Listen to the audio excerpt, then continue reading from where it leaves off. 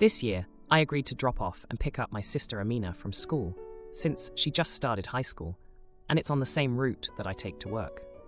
But from week 1, Amina has not been respecting my time and has forced us to leave the house late.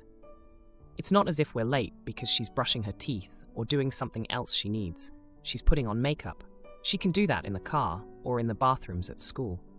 I recently got reprimanded at work because Amina wouldn't hurry up, and I ended up being 30 minutes late. Luckily, nothing went on my work record. But enough was enough for me with Amina. I told Amina about what happened and that I wouldn't be driving her to and from school anymore. Amina begged me to give her another chance, but I said no. I've already given her enough chances and talks about why it's important that we leave on time, and she didn't treat them seriously. I'm not going to risk my job anymore. My parents respected my decision and contacted a carpool that was willing to pick up and drop off Amina. Amina was added to the carpool's group chat, and now she's begging me to reconsider because this girl Taylor is in the same carpool. Amina and Taylor had some kind of boyfriend drama last year, I guess. Amina did explain what happened a few times to me, but I still don't fully understand if I'm being honest. I don't really think it matters anyway. Taylor hasn't been bullying Amina, they just don't like each other. I told Amina, just don't say anything to Taylor, and Taylor won't say anything to you. You're going to be on your phones anyway. You can just ignore each other, and there shouldn't be any issues. Amina insisted that she wasn't comfortable having to be around Taylor twice a day, but I just told my sister that I didn't care. Sometimes you're going to have to be a bit uncomfortable, but part of life is learning to deal with it and move on. Today I had to tell Amina again that I wasn't changing my mind, and she sarcastically told me that I gave her a great gift for Christmas. I'm wondering if I am actually being unreasonable, and don't understand how hard the original boyfriend drama was for Amina, because normally she would have just accepted no the first time. And isn't this persistent? Am I the idiot? Edit. Several people have asked for the details on why Amina and Taylor don't like each other, and if what happened between them was serious. The way Amina described it to me was really messy and complicated, so I'll just condense it as much as possible. Basically, from what I understood of it, 2 of Amina's friends liked the same boy. The boy started dating girl number 1. Girl number 2 accused girl number 1 of stealing him. A lot of other kids got involved. Amina sided with girl number 2, and Taylor sided with girl number 1, and that's why they don't like each other. I'm sure it's awkward for Amina, but it was just standard middle school drama. No bullying occurred, so I don't think it's an excuse for why Amina can't be in the same car as Taylor for an hour a day. Now, for a few comments before the update. Comment 1. Not the idiot. Amina can carpool with people she doesn't like that much. She had plenty of chances to fix the problem. Besides, I'm a boomer and we used to have to walk 3 miles to school each day, uphill each way, in the snow, which was a pretty good trick considering I grew up in San Antonio. Comment 2. Not the idiot. Amina is being the average teenager who is using emotional manipulation to get out of the consequences of her actions. She's going to be fine. She's eventually going to learn. Now for the update. Hey everyone, thanks for all the comments on my last post. Here's the update you've been waiting for. So, it's been 3 days since I told Amina I wouldn't be driving her to school anymore. I thought that would be the end of it, but boy was I wrong. The carpool situation with Taylor has turned into a full-blown nightmare. Remember how I said Amina and Taylor had some boyfriend drama? Well, it turns out it was way more serious than I thought. Amina finally broke down and told me the whole story. Taylor didn't just side with girl number 1. She went on a social media rampage against Amina, spreading rumors and lies. It got so bad that Amina had to delete her accounts for a while. I had no idea it was this intense because Amina kept it all to herself, not wanting to worry our parents or me. Now, with the carpool, Amina's anxiety has been through the roof.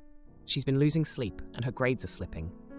I felt terrible for not taking her seriously, but I had already made my decision, and I didn't want to backtrack on my word. I told her to stick it out, hoping it would get better. But then 2 days ago, things escalated. Taylor started making snide remarks to Amina in the carpool, and Amina tried to ignore her. But when Taylor took a picture of Amina dozing off and posted it online with a nasty caption, Amina was humiliated. She showed me the post, and I was furious. It was clear that Taylor hadn't left the past behind. I confronted the carpool driver, Mrs. Henderson, who's also Taylor's neighbor. I thought she would be understanding, but she brushed it off, saying kids will be kids and that they should work it out themselves. I couldn't believe she was taking this so lightly. Yesterday, I decided to have a talk with our parents about the whole situation. They were shocked to hear about the online bullying and agreed that Amina shouldn't be in that carpool. They were disappointed in me for not stepping in sooner and for not recognizing the signs of Amina's distress. Feeling like the worst brother ever, I decided to take action. I went to Taylor's house to talk to her parents, hoping they would understand and talk some sense into their daughter. But when I got there, Taylor's mom was defensive, claiming Amina was the one causing trouble. She even accused Amina of trying to steal Taylor's friends. I was stunned by her audacity and left feeling like I hit a brick wall. This morning, things came to a head. Amina refused to go to school, saying she couldn't face Taylor or the carpool. I realized then that I had to do something drastic. I called my boss and explained the family emergency, and thankfully, he was understanding. I decided to drive Amina to school myself, at least until we could figure out a better solution. On the way to school, Amina opened up about how much my support meant to her. She had felt alone in dealing with Taylor and was grateful I finally stepped in. It was a bittersweet moment, knowing I should have been there for her from the start. When we arrived at school, we saw Taylor waiting by the entrance with her friends. Amina tensed up, but I told her I'd walk her in. As we approached, Taylor smirked and made a comment loud enough for us to hear, suggesting Amina needed her big brother to fight her battles. Before I could respond, one of Taylor's friends, who had been quiet until now, spoke up. She told Taylor to stop being a jerk and that what she was doing to Amina wasn't cool. Taylor was taken aback, and her friends started murmuring in agreement. It seemed like Taylor's reign of terror was finally coming to an end. Amina looked at me, a small smile on her face, and for the first time in days, I saw a glimmer of relief in her eyes. We walked into the school together, and I promised her I'd be there to pick her up after school, no matter what. As for the carpool, Mrs. Henderson called me later to apologize. She had talked to the other parents, and they all agreed that Taylor's behavior was unacceptable. They decided to set some ground rules to ensure a respectful environment for everyone. My boyfriend ate the last donut, so I went nuclear, but he just laughed. Our fight turned ugly, and now he's sleeping on the couch, regretting that bite. This is so dumb, but somehow this is one of the bigger fights we've had. I bought a poor quality donut earlier today after my boyfriend and I finished some Christmas shopping and had dinner. I bought one and we were going to share it. We frequently share food. We go to my parents' house to pick up our dog and relax a bit before going home. I'm in the bathroom and my boyfriend starts eating my donut, telling me how bad it is, stale, and that there's no cream in it. It's a Boston cream. I tell him that there's no way he's eating my donut right now, and to stop or at least save me some. He eats the whole donut. I get out of the bathroom and I'm upset. I wanted to have some donut tonight, but he's being silly and put himself in the corner in the kitchen. Pretending he's there, out of shame, I'm upset and ask him if he really ate it, and he makes a joke and says it was so bad and not worth the calories. I just wanted a donut, so I tell him that, and he should save me some. He says he apologized here, but I do not remember this. We go back into the living room, and my dad is telling me to drop it, and that I'm overreacting for no reason. My mom is telling my boyfriend to apologize, just because it obviously bothered me, and that's reason enough to apologize. My mom was kind of condescending towards him, and the vibe got tense. I don't want to start some dumb fight over nothing, so we say our goodbyes and leave. On the way home, I ask him to apologize, and he says I'm making a big deal out of nothing and hugely overreacting. I say he's gaslighting me. We're both upset. We get home and keep talking about it in circles. I just want an apology to end it, and he starts yelling that I'm being a 5-year-old and that I made a scene in front of your parents, and that I'm overreacting so badly he doesn't recognize me. I'm mad because he's gaslighting me into thinking I'm wrong, and yelling at me for no reason, and it doesn't matter if the donut was bad or not. At least half of it was mine. Anyways, he yells my feelings are hurt and we go to separate rooms and chill out for a bit. Later, we talk about it a bit and both apologize, but maintain that we are in the right. So Reddit, who's right in this extremely dumb fight? We have both reviewed this post and agree with its facts. Him. He claims he wouldn't have been mad if I ate the last Oreo, as an example, and that I dragged it out for too long, meaning my anger because it was just a donut. He says that he felt singled out by my mom, and that's worse than the donut. Edit. Boyfriend insists I add that we've been together for 8 years, and that if this happened a month into our relationship, he agrees it would be psychotic. But what's a donut or two after 8 years? Update. He bought me a box of 6 donuts the next day, my favorite ones, and he apologized. All is good, but thanks, Reddit. Now for a few comments before the update. Comment 1. Not the idiot. He ate your half of the donut. He knew you were meant to share it. He then made excuses for eating the whole thing, and then tried to blame you for overreacting, and tried the old, I wouldn't be mad if you did the same. You know he would be. He owes you a donut, or a donut equivalent. Comment 2. Not the idiot. 1. Because he ate your food. 2. Because he's the one dragging it out and trying to deny he messed up. I don't know if this counts as gaslighting, but it is definitely a bit of Darvo. Now for the update. Hey everyone, a lot has happened since my last post about the infamous donut debacle. I never imagined I'd be back here with an update, but here we are. So, after the last incident, things were pretty smooth between my boyfriend and me. We moved past the donut drama, and life went on as usual. We've been together for 8 years, and we've had our fair share of ups and downs, but nothing quite like this. Now let's fast forward to about a month ago. My boyfriend and I were at my parents' house for a family dinner. It was a typical evening, filled with laughter and stories from the past.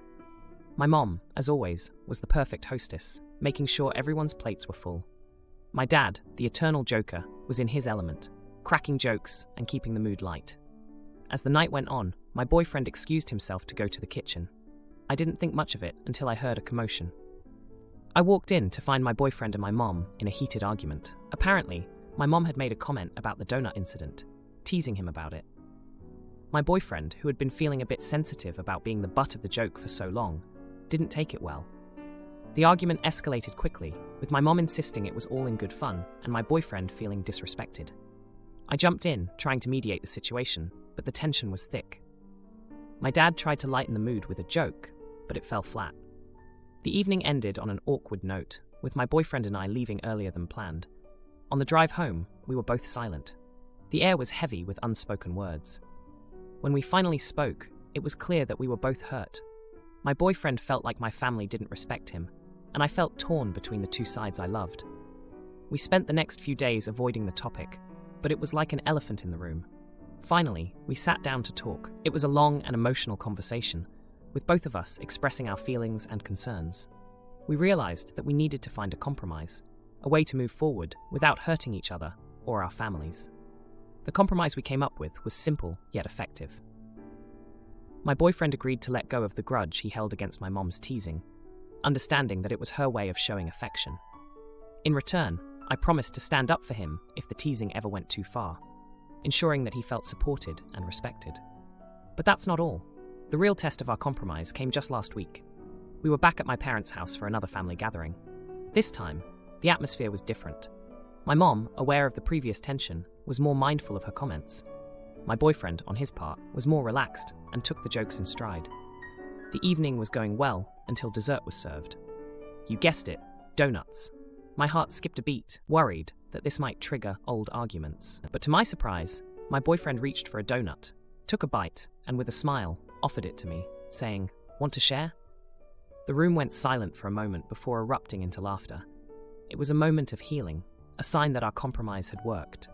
We had turned a sore point into a shared joke, strengthening our relationship and our bond with my family. As we left my parents' house that night, my boyfriend squeezed my hand and whispered, "Thanks for having my back." I smiled, knowing that we had both grown from the experience.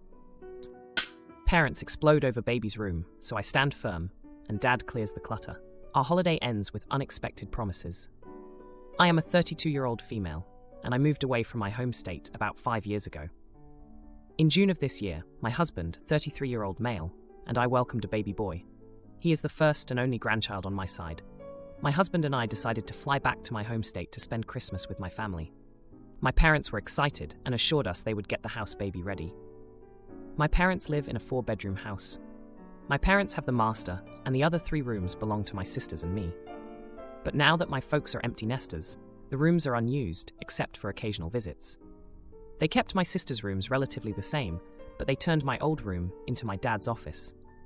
I was a little sad, but it's not my home anymore, and I don't get to dictate how other people utilize their house. But in my 11 by 8 foot childhood room, there is now a queen-size bunk bed, dresser, desk, chair, and side table. That alone makes it cramped. But since my dad is very disorganized, there's usually also paperwork on every surface, including top bed bunk, and random crap from the house. It's basically a storage closet with a bed. It's so cluttered that the floor isn't even visible most of the time. 2 weeks ago, I asked if we could not stay in my old room. My parents didn't even entertain it. They said that's where I've always stayed when I visited, and I've never had an issue with it. I've always taken issue with it. I just never said anything. I explained that there is no room for 2 adults and a pack and play in there, but my mom just said they would make it work. The next day, my mom sent me a picture of the room with a pack and play in it. The bed took up the last bit of floor space. I showed it to my husband, and we agreed that would not work for us. I let my parents know that we would figure something else out. But after looking into local hotels, we decided to cancel the trip altogether. My parents live in a very touristy place, and getting a hotel for a week on short notice was more than we could afford. I broke the news to my parents, and they were not happy. They said I was overreacting and the room would be fine. I told them we would miss them, but we couldn't afford a hotel, and in order for the room to be usable, the floor would have to be at least a little visible. They asked if that meant we would never be visiting, and I said, I don't know if we will never visit, but I do know we will never stay in that room as long as it's in that condition. If it got decluttered, or you allowed us to stay in a different room, or if we saved up enough for a hotel, then we could visit. Now my entire family is mad at me. My parents told the extended family we were coming, and now they have to tell them we are not. They're also sad they won't get to see their grandson like they planned. My sisters are also calling me entitled for being picky about a free place to stay and expecting one of them to take the crappy room. Am I the idiot? Now, for a few comments before the update. Comment 1. Not the idiot. After my mum had promised me the good guest bedroom when I was pregnant with baby number 2 and then went back on her word, we didn't visit for a year. The next time they did keep their promise, and we as a family of 4 got the good bedroom, while my brother with his kid and no partner got the smaller room with the crappy floor. Somehow, not visiting for a year got the message across. Maybe that will be what it takes for you too. Comment 2. Not the idiot. Them not making a sincere effort to declutter your room so it can accommodate 2 adults and an infant, or either of your sisters sucking it up and taking the crappy room, shows that they clearly aren't that excited to see their grandchild and host your small family. It really wasn't a huge ask of you, and I think you have a right to be hurt. They couldn't at least clean up a little, or offer up a different room. Now for the update. Hey everyone, thanks for all the comments on my last post. It's been a busy week, and I've got quite the update for you all. So after I told my parents we weren't coming for Christmas, things got pretty tense. My sisters were blowing up my phone, calling me selfish for not just sucking it up and staying in the cramped room. I tried to explain to them that it wasn't just about the room, but also about the safety and comfort of my baby and us as a family. They didn't seem to get it. A couple of days later, my mom called me. She sounded really upset and said she missed us and wanted to see her grandson. I felt bad, but I stood my ground. I reminded her that we just needed a little more space, and it wasn't fair to cram us into my old room that was now an office/storage unit. Now, here's where things get interesting. My dad, who's usually pretty quiet, called me the next day. He apologized for not taking our concerns seriously and said he understood why we needed more space. He told me he'd been thinking about it and decided to clear out my old room. He said he wanted to make it a proper guest room for us and the baby. I was shocked. My dad is not the type to change his mind easily, so this was a big deal. He even sent me pictures of the room with all the clutter gone, the paperwork filed away, and the bunk bed replaced with a comfortable queen bed and enough space for the pack and play. I couldn't believe it. My husband and I talked it over, and we decided to give it another shot. We booked new flights and headed to my home state. When we arrived, my parents were over the moon to see their grandson. The room was just as my dad had promised, and it actually felt like a cozy little space for our family. The first few days were great. We caught up with my parents, and they got to bond with their grandson. But then, my oldest sister came over.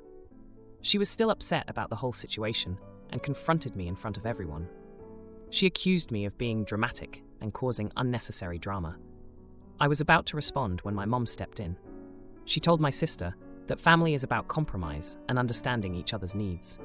She explained that they wanted us to be comfortable and that it was important for them to have us there. My sister was taken aback, and I could tell she felt a little guilty. The rest of the visit went smoothly. My parents made sure we had everything we needed, and my sisters eventually came around and apologized for giving me a hard time. We spent the week enjoying family time, and it was actually really nice. On the last day, my parents pulled me aside. They thanked us for coming and said they were sorry for not listening to us sooner. They promised that from now on, they'd make sure we always had a comfortable place to stay when we visited. As we packed up to leave, I felt a sense of relief. It had been a stressful couple of weeks, but in the end, my family came together. We hugged my parents goodbye, and they waved us off, already making plans for the next visit. If you like this video, you'll probably like these too. Also, while you're here, please consider subscribing. It's your support that keeps this channel alive and allows me to make better and longer videos. Have a great day.